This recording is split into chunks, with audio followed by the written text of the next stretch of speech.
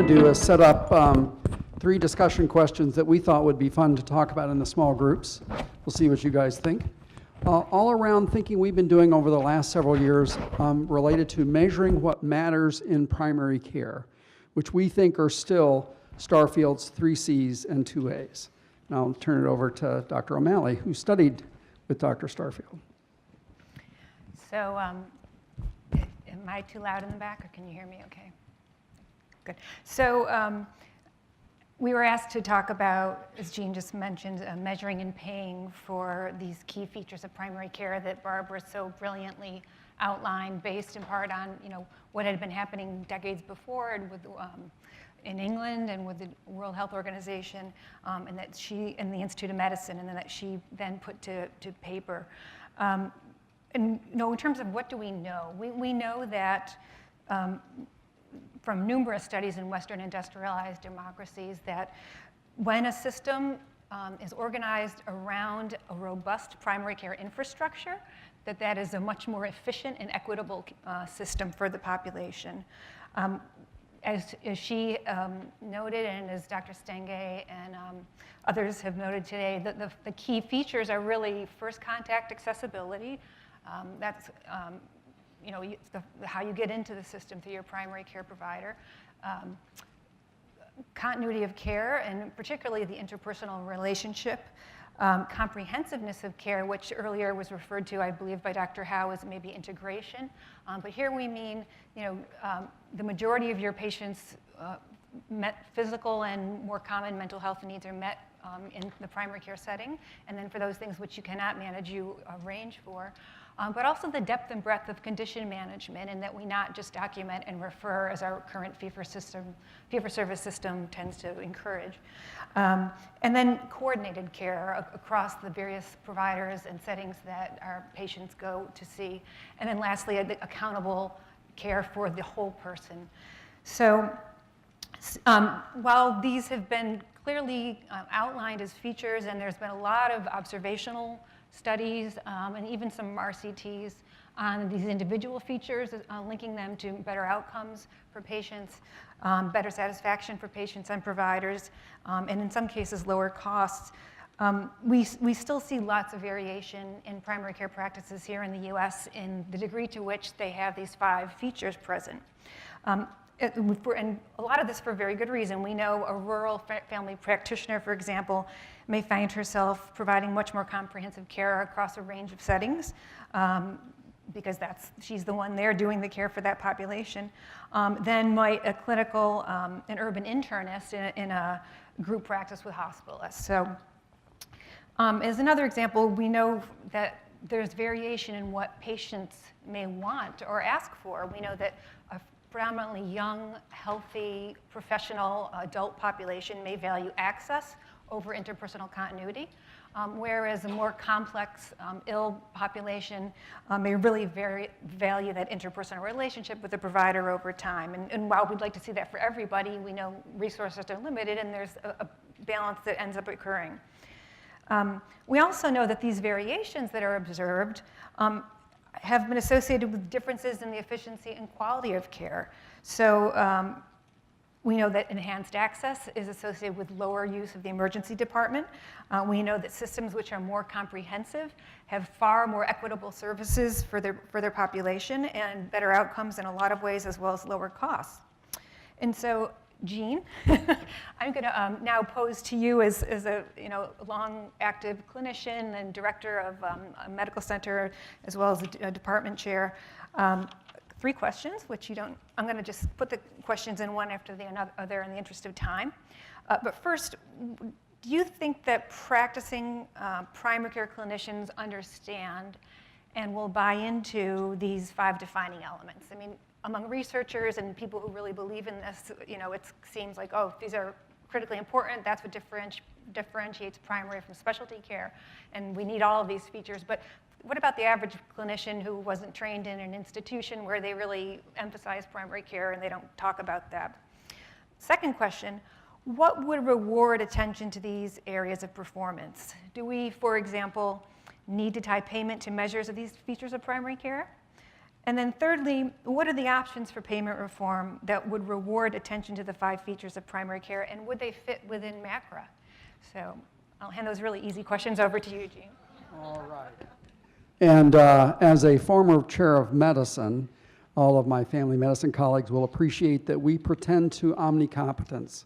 So we will answer authoritatively any question, and I'll be happy to take on these 3. First, on the issue of will practicing primary care physicians in the U.S. embrace and understand these 5 features, I think it's important to remember, it's been mentioned a couple of times already, that these folks are practicing in an environment where misaligned payment incentives have poorly reimbursed primary care services for 40 years. So everybody realizes that we don't pay in fee-for-service in the United States for accessibility. We don't pay for after-hours care or email or telephone communication. And everybody knows we don't pay for non-face-to-face care coordination. I don't know how much it's appreciated in family medicine, but I've certainly understood this in internal medicine. We don't pay for comprehensiveness. And in fact, Ann and I coined the term document and refer. What we pay for in our fee-for-service system, if you're a general internist, is you identify the 5 acute and chronic problems, you document them, you do the appropriate physical exam, and you refer them to 5 specialists. And that is a much more productive way to make money in U.S. fee-for-service.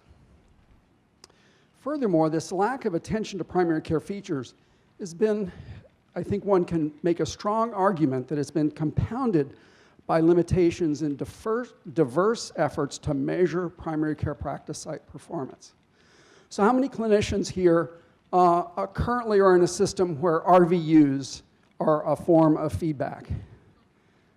Yes, lots of you, of course. And RVUs are simply a reflection of U.S. fee-for-service. So if U.S. fee-for-service does not reward the 5 features of primary care, RVUs don't either. How many of you are in an environment where you get information about your primary care practice panel size? A number of you get that. Well, you may not have quite thought about this, but panel size does not reward comprehensiveness either. And you are much better off referring patients out than trying to manage them in depth if you're trying to get out by the end of the day at any reasonable time. And don't get me started on the problems of capitation payment.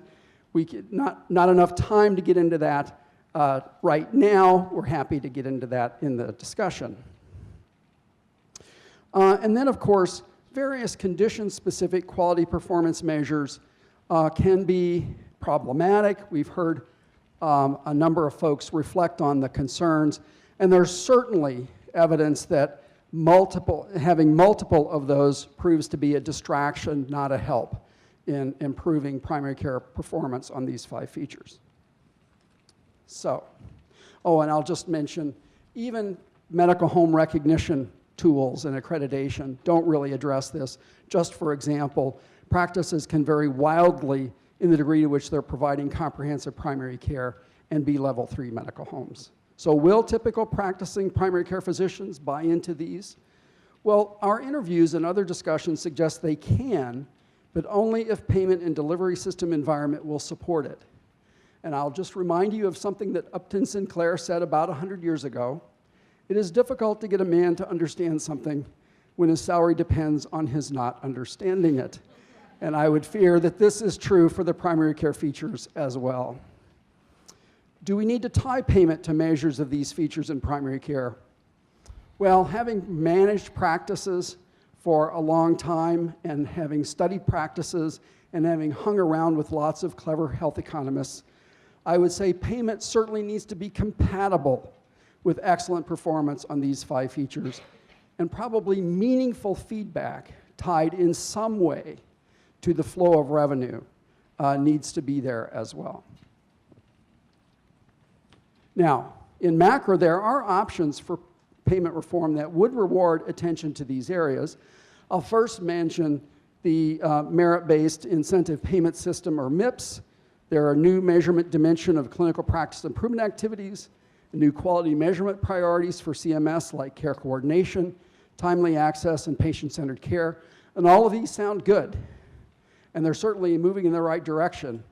But MIPS equals fee-for-service, and fee-for-service equals not primary care, as I've argued. Alternative payment models are, I think, a more promising opportunity.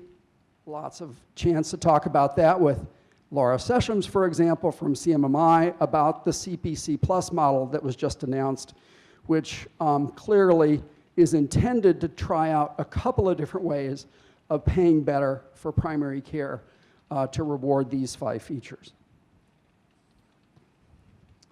Now, Anne, 2 questions for you. What might be the best and least burdensome ways to measure the relative presence of these 5 features? And what competencies will be required in the primary care team to deliver the 5 features of primary care once we pay for them correctly? Let's hope we actually get to ever answer those questions if the payment piece gets fixed. So I think those are really important questions for the groups to discuss this afternoon. I will just kind of make a few points that I think kind of help us reflect on what we've learned over the past couple of decades. In terms of what might be the best ways to measure and support the relative presence of each of these 5 primary care features, we know that it's not going to happen if we continue to increase documentation burden on providers, continue to micromanage every aspect of what they do, or shall I say, distract them from what they should be doing, from the professionalism and the healing relationship, to instead be clicking the mouse and making sure everything is filled in for the disease-specific quality indicators. While they may be valuable and help us track things over time, there's got to be a better balance. Next, the shift in focus away from these, or at least to better balance the disease-specific quality measures, really has to happen, or where is the space to measure these 5 primary care features? If we don't hold those up as guideposts and make patients as well as providers aware of them, and we know from numerous surveys of patients and providers that they do value these things, people will continue to be distracted away from them, and they won't be reinforced. And so how do we get to this point? And these are really complicated things to measure. We know we've got great survey instruments from the patient perspective. For example, Dana Safran's work and Barbara Starfield's facility. And well, Barbara has the facility, patient, and provider level surveys. Dana's got some great work on the patient side. But it's really complicated to get into these 5 features. There's multiple dimensions to each. And surveys alone are probably not going to do the trick. I mean, we all as providers or patients bring our own biases. So if you ask me, am I a comprehensive provider? Well, that depends on what I like to do. And you know, do I like to do a GYN care as an internist? Maybe not, but I'm still a comprehensive internist. On the flip side, as a patient, you know, in my urban area, everyone I know sees a different specialist for a different body system. So, you know, I'm going to have certain bias in how I respond about my own provider's comprehensiveness if all you rely on is my survey response.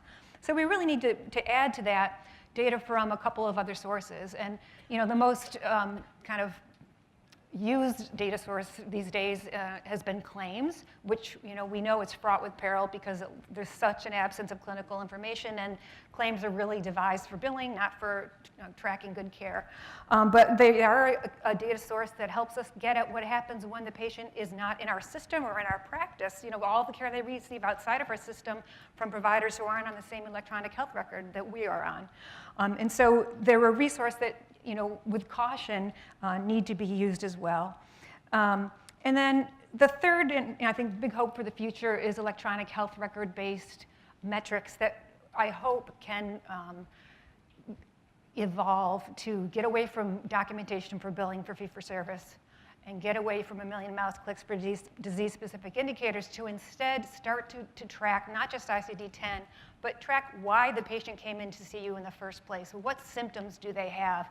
And once those tools are there in a way that's efficient for providers and clinically meaningful and that reflect patients' needs and preferences and why they're there to see you in the first place, perhaps we can automate some of this definition of what is a comprehensive provider, because we'll be able to tell from those records, these are the 10 most common symptoms or requests my patients come in with. These are the 10 most common ICD-10 codes that they have. And a lot of that work can be done by the electronic health record, by the machine, and rather than workarounds created by the practice or the individual clinician or their staff. So I think we really need a combination of those things. And then lastly, we need these measures to be actionable. Clinicians aren't going to pay any attention to them if they can't act on them, and they have to have face validity with clinicians.